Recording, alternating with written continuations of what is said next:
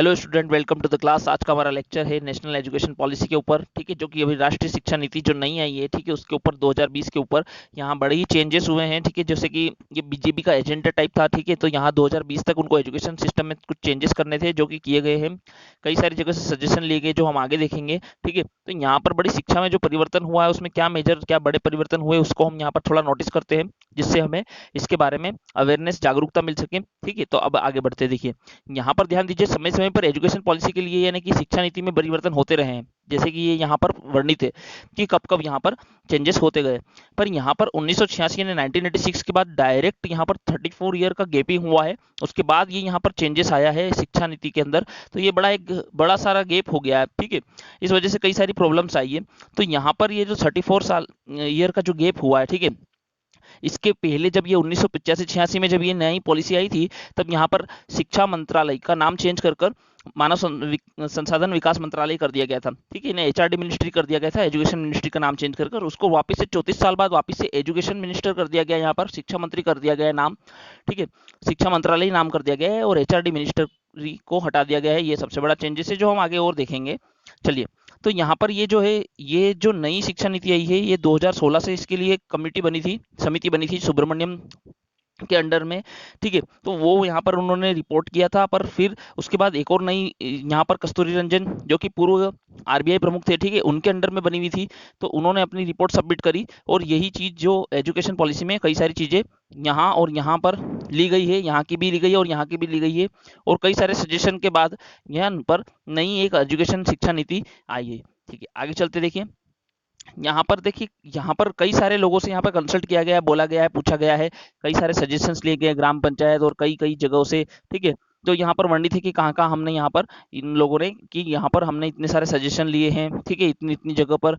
और फिर उसके बाद यहाँ पर सबसे अच्छा निचोड़ कर, ये जब सजेशन हो गए उसके बाद सारा निचोड़ करके हमने यहाँ पर एक एजुकेशन पॉलिसी को लाया है, ठीक है। आगे बढ़ते देखिए, मैं क्या बड़े परिवर्तन हुए हायर एजुकेशन में, उच्च शिक्षा में कई क्या परिवर्तन हुए। देखिए यहाँ पर इनको ग्रॉस एनरोलमेंट रेशो यानी कि जो एनरोलमेंट यानी कि बच्चों का एंट्री यानी कि एक एडमिशन लेने की जो रेशो है उसको 2035 तक 50% करना है। यहाँ पर एक चीज ध्यान रखना है स्टूडेंट, ये 2018 17-18 के समथिंग, ये 2017-18 में 26% के करीब करीब है, जिसको ये बढ़ाकर 2035 में लगभग डबल 50% करना इनका लक्ष्य है, जिसके लिए करोड़ों 3 करोड़ लगभग सीट भी बढ़ाई जाएगी, ठीक है। यहाँ पर देखिए होलिस्टिक और यहाँ पर multi disciplinary education flexible subject है। देखिए यहाँ पर क्या कहा गया है, यूजी जो प्रोग्राम होगा अंडर ग्रेजुएशन वो 3 से 4 साल का होगा, 3 या 4 साल, पीजी 1 या 2 साल का होगा, और integrated 5 year bachelor degree master degree आप ले सकते हो इकट्ठी, ठीक है, जो चलता है। और यहाँ पर एमफिल को यहाँ पर कोलैप्स कर दिया है, हटा दिया गया है। यहाँ पीएचडी करने के लिए एमफिल बीच में, ये मतलब एमफिल वाला जो चीज़ थी इसको माइनस कर दिया गया है। अब यहाँ पर इन्होंने एक चीज़ करी है कि यहाँ पर मल्टी एंट्री और एग्जिट सिस्टम रखा है। जैसे मान लीजिए आपने अभी तक होता है कि आपने फर्स्ट ईयर सेकंड ईयर पढ़ लिया और उसके बाद फिर पढ़ाई छोड़ दी, तो कुछ एक गैपिंग के बाद वापस से आप यहाँ पर एडमिशन नहीं ले सकते हो। पर अभी यहाँ पर ऐसा रहेगा कि आप वापस से एडमिशन ले सकोगे, क्योंकि आपका credit transfer academic bank credit बनेगा आपका। तो यहाँ पर आपका क्रेडिट वो जो जमा है वो रहेगा, उसको फिर कंटिन्यू कर सकते हो, है ना। यहाँ पर कई सारी चीज़ें चेंजेस की गई है ना।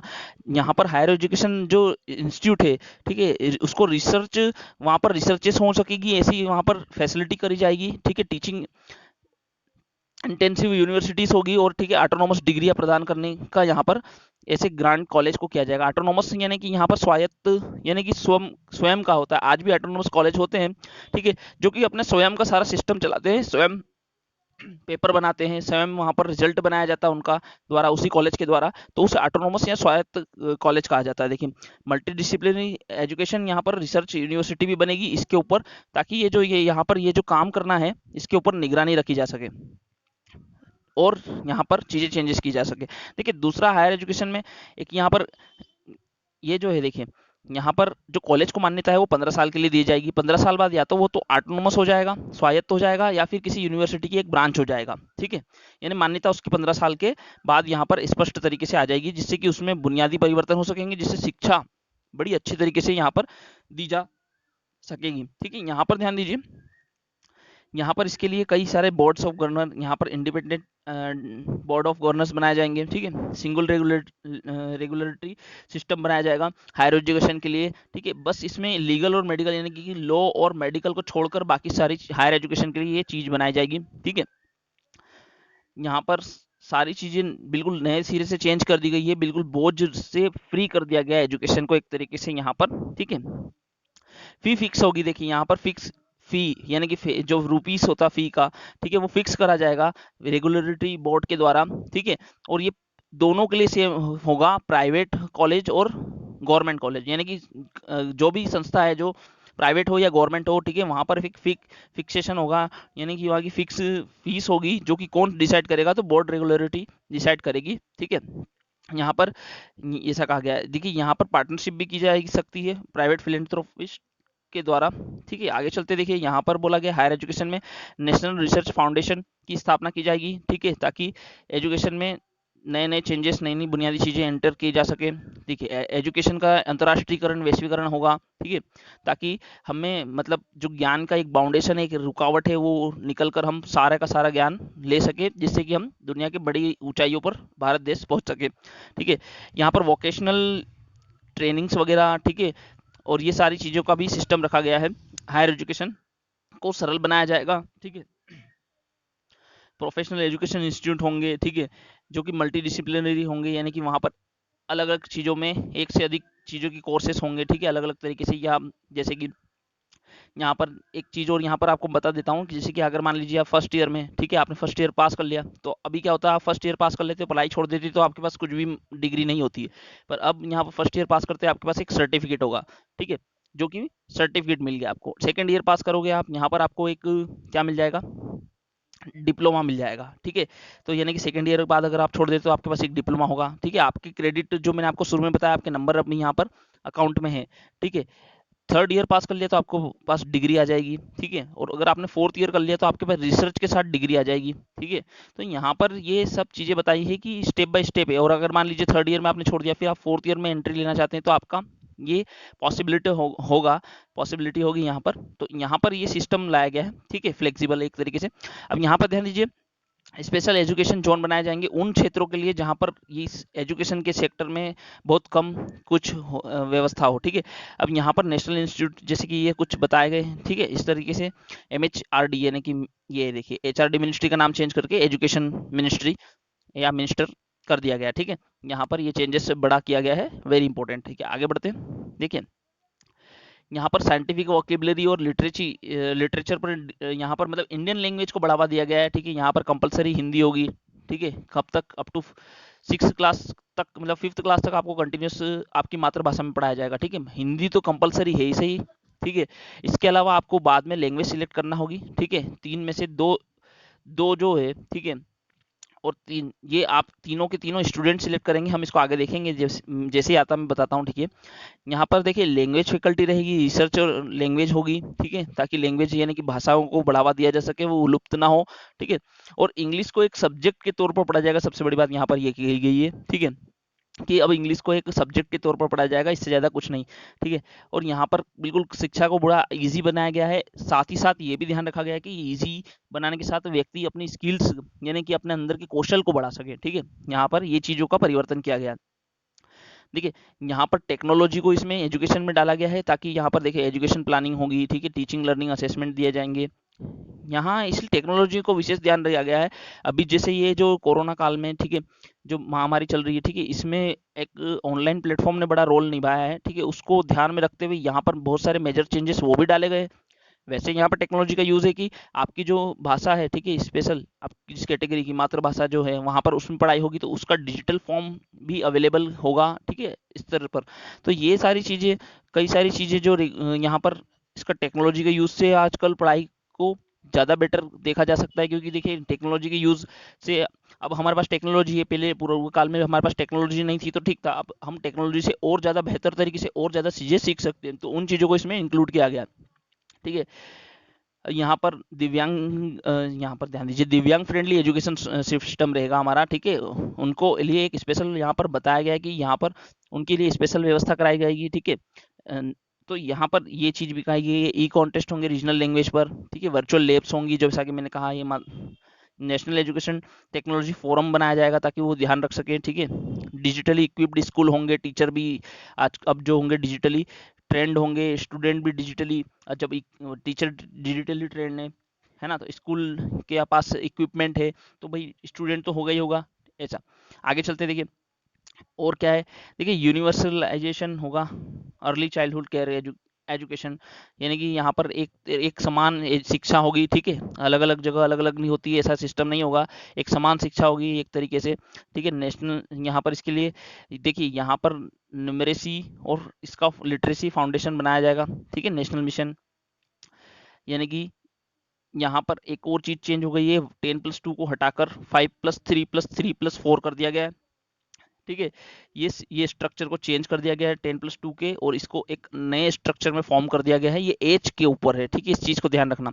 यहाँ पर ध्यान दीजिए, नई स्किल्स को यहाँ पर जनरेट करने की 21वीं सेंचुरी होगी। अच्छा, ये 21वीं सदी का पहला 34 साल बाद आने वाला नई एजुकेशन पॉलिसी है, ध्यान रखिएगा इस चीज को, ठीक है। मैथमेटिकल थिंकिंग को बढ़ाया जाएगा, साइंटिफिक थिंकिंग को बढ़ाया जाएगा, ये चीजों पर ध्यान दिया जाएगा विशेष, ठीक है। यहाँ पर ऐसा बोला गया है, ठीक है। आर्ट्स और साइंस का बीच में यहाँ पर एक मतलब सिस्टम बनाया जाएगा ताकि कोई व्यक्ति जो इंजीनियरिंग करेगा वो एमए भी कर सकता है, ठीक है। ये जो चीजें हैं कुछ इस टाइप से चेंजेस की गई है। एजुकेशन जो है वो बच्चों को एक तोहफे की तरह हो जाएगी, ठीक है। जेंडर इंक्लूजन फंड होगा, मतलब कि जिसे मान लीजिए उनके लिए एक विशेष पैकेज रखा गया है, ठीक है, अलग अलग जेंडर के हिसाब से यहाँ पर ये बोला गया है ना। 12th बोर्ड होगी, ठीक है, यहाँ पर तो इतनी बोझिली नहीं होगी, ठीक है। यहाँ पर सेमेस्टर वाइज होंगे, है ना, 10 12 के सेमेस्टर होंगे भाई, 6 मंथ के समझ लीजिए आप, ठीक है। किसी भी टाइप से समझ लीजिए, 2 सेमेस्टर होंगे, उस 2 सेमेस्टर में आपको पास करना होगा। देखिए यहाँ पर एक चीज और ये है कि थ्योरी अलग चीज होगी और प्रैक्टिकल अलग चीज होगी, ठीक है। तो यहाँ पर आपका पेपर भी ऐसा होगा कि ऑब्जेक्टिव अलग आएंगे, मे बी ऑब्जेक्टिव का पेपर अलग होगा, और जो डिस्क्रिप्टिव यानी जो आप डिटेल लिखते हो उसका पेपर अलग होगा, ऐसा भी हो सकता है। अब यहाँ पर ध्यान दीजिए, नया फ्रेमवर्क आएगा, स्कूल एजुकेशन में भी चेंजेस आएंगे बड़े बड़े, ठीक है। नया फ्रेमवर्क आएगा, यहाँ पर बोर्ड जो एग्जाम होगी, ठीक है, मतलब यहाँ पर बिना बोझ के वो होगी, ठीक है, नॉलेज के ऊपर होगी, आपके पास नॉलेज है आप पास कर सकते हो, ठीक है। सीधी सी बात है, यहाँ पर आपको रट्टू तोता नहीं बनाया जाएगा, एक इस नई एजुकेशन सिस्टम के हिसाब से आप रट्टू तोते नहीं बनोगे, जैसे कि अभी हो रहा है भैया कि सब कुछ रट लिया तो भैया यहाँ पर 100 में से 100 मार्क्स भी ला रहे हैं, तो ये पॉसिबिलिटी कैसे हो सकती है, ठीक है। तो आप इतना मतलब रटने का इतना एक भयंकर आप देख सकते हो कि इतना खतरनाक तरीके से कि हु बहू वो शब्द के शब्द रट लेना, ठीक है। तो ये बड़ा अलग सा लगता है, वो चीजें जो रट्टू तोता वाला सिस्टम था उसको खत्म करना है यहाँ पर, ठीक है। यहाँ पर मीडियम इंस्ट्रक्शन, देखिए यहाँ पर ग्रेड 5 तक आपको देखिए नॉर्मल आपकी मातृभाषा में आपकी पढ़ाई होगी, इसको अप टू 8 तक इनका करने का है कि आपकी मातृभाषा आपके रीजनल लैंग्वेज जो है आपके क्षेत्र की उस पर दी जाए। तो यहाँ पर ये एक तरीके से देखा जाए तो जनजातीय क्षेत्रों के लिए बड़ा ही तोहफा टाइप है कि यहाँ पर उनके लिए विशेष यहाँ पर ध्यान दिया गया है, क्योंकि उनको रीजनल लैंग्वेज में अगर शिक्षा दी जाए तो बड़े अच्छे बेहतर तरीके से सीख पाता है व्यक्ति, ठीक है। जो अपनी मातृभाषा में सीखता है वो आप दूसरी भाषा में सीखने जाओगे तो आपको थोड़ा सा टफ पड़ता है, ठीक है। मातृभाषा में आप अच्छे तरीके से खुल के सीख सकते हो कोई भी चीज़, तो इसलिए यहाँ पर विशेषकर इस पर ध्यान दिया गया है, सभी के लिए वैसे बेनिफिशियल है। और यहाँ पर हिंदी को भी एक तरीके से बढ़ावा दिया गया है। अब हम देखेंगे, देखिए यहाँ पर बच्चों की पूरी 360 डिग्री प्रोग्रेस होना है, ठीक है, इस पर विशेष ध्यान दिया गया है। ट्रैकिंग देखिए यहाँ पर उसको बिल्कुल लर्निंग तो ईजी बनाना है, ठीक है। ऐसा नहीं कि मतलब बोझ वापस से हो जाए बेग का बोझ जो टाइप, ऐसा सिस्टम नहीं करना है इसमें, ठीक है। यहाँ पर एक नेशनल असेसमेंट सिस्टम बनाया जाएगा, पर ठीक है। अब यहाँ पर ध्यान दीजिए कि कॉमन एंट्रेंस टेस्ट भी लिए जाएंगे हायर एजुकेशन के लिए एनटीए द्वारा एडमिशन के लिए, ठीक है। और यहाँ पर नेशनल प्रोफेशन टीचर जो होंगे उनके लिए बीएड कंपलसरी होगा 4 ईयर का, ठीक है। जो बीएड होगा वो 4 साल का हो जाएगा और वो कंपलसरी होगा, और ये गैर कानूनी होगा अगर कोई टीचर स्कूल में बिना बीएड के पढ़ा रहा है, तो ठीक है। ये बड़ा एक बहुत फायदेमंद है, क्या कि यहाँ पर आपको इसका फायदा आगे नजर आएगा।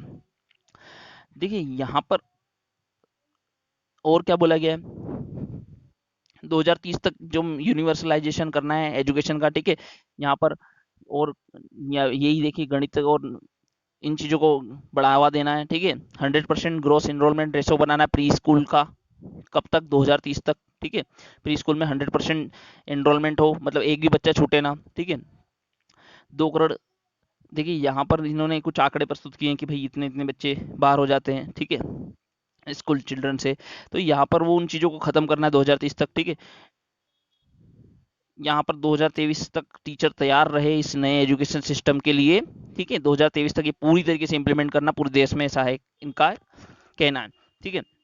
बोर्ड एग्जाम, यहाँ पर बोर्ड एग्जाम सिर्फ कोर कॉन्सेप्ट को देखने के लिए होगी, ना कि यहाँ पर एक रट्टू तोते की तरह रटे जा रहे हो रटे जा रहे हो और कुछ भी हासिल नहीं लग रहा है, समझ कुछ ना आ रहा है, ठीक है। उस टाइप से नहीं होगी। आपके आपके नॉलेज को टेस्ट किया जाएगा वहां पर कि वास्तविक में भी आपको नॉलेज हुआ या फिर ऐसे ही रट लिया, ठीक है।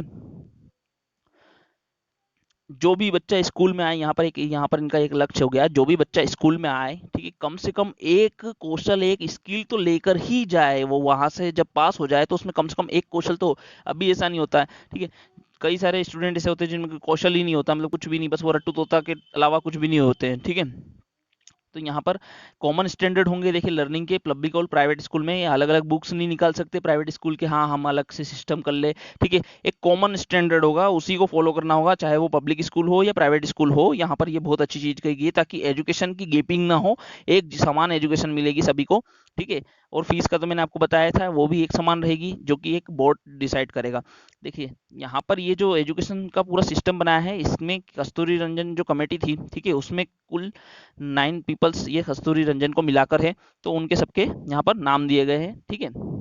और लास्ट में इन्होंने धन्यवाद कहा है, ठीक है। तो ये यहाँ पर हम थोड़ी सी चीजें जो अगर इसमें से छूट गई हो, ठीक है, तो वो मैं बोल देता हूँ। देखिए मैं अलग तरीके से बोल देता हूँ। देखिए यहाँ पर सेमेस्टर से 10-12 का सिस्टम होगा, ठीक है। ऑब्जेक्टिव रहेगा, डिस्क्रिप्टिव पेपर अलग रहेगा, ऑब्जेक्टिव पेपर अलग रहेगा, जैसा कि मैं बोला हूँ, ठीक है। प्राइवेट स्कूल की और गवर्नमेंट स्कूल की दोनों की फीस जो डिसाइड होगी वो एक बोर्ड द्वारा होगी। स्कॉलरशिप पर विशेष ध्यान दिया जाएगा, इसके लिए स्कॉलरशिप का दायरा जो डिपार्टमेंट है उसको बढ़ाया जाएगा, ठीक है। जो शिक्षा में समानताएं लाई जाएंगी कि भाई इस प्राइवेट स्कूल की कोई नई बुक्स नहीं होगी, सबको एक समान बुक्स होंगी, ठीक है। मतलब एक समान एजुकेशन होगा सबका, मतलब बराबर बराबर एजुकेशन होगा, चाहे वो कहीं से भी पढ़े, एक जैसा ही बंदा यानी कि एक जैसा ही स्टूडेंट तैयार होगा कम से कम एक स्किल लेकर, ठीक है। यूनिवर्सल एजुकेशन सिस्टम हो गया ना, एक समान वही बात हो गई, ठीक है। यहाँ पर देखिए हायर एजुकेशन को चलाने के लिए एक बोर्ड अलग से बनेगा, वो मैंने जैसे कि आपको बताया 15 साल के लिए एप्लीकेशन होगा, ठीक है। यानी कि कॉलेज जो होंगे एफिलिएटेड होंगे 15 साल तक के लिए, ठीक है। उसके बाद या तो वो ऑटोनोमस हो जाएंगे या उनको यूनिवर्सिटी की ब्रांच घोषित कर दिया जाएगा। एक तरीके से मैं आपको समझाने के वे में बोल रहा हूँ, ठीक है। एमफिल डिग्री को यहाँ पर बिल्कुल हटा दिया गया, स्क्रैप कर दिया गया है, ठीक है। एकेडमिक बैंक होगा, क्रेडिट जैसे कि मैंने बोला आपका नंबर का एक बैंक होगा, ठीक है।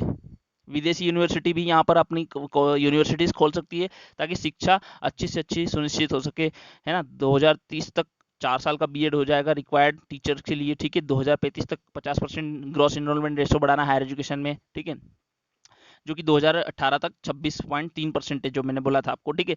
यहाँ पर देखिए जीडीपी जो है, यहाँ पर एक चीज और बढ़ी है, ठीक है। जीडीपी का कितना हिस्सा इसमें इंक्लूड होगा, तो अभी जो होता है 4.43 होता है, जिसको बढ़ाकर इसमें शिक्षा क्षेत्र में जीडीपी को बढ़ाकर कितना परसेंट कर दिया जाएगा, 6%। ये एक बड़ी घोषणा है, इसको भी विशेष ध्यान रखना है, वेरी इंपॉर्टेंट, ठीक है।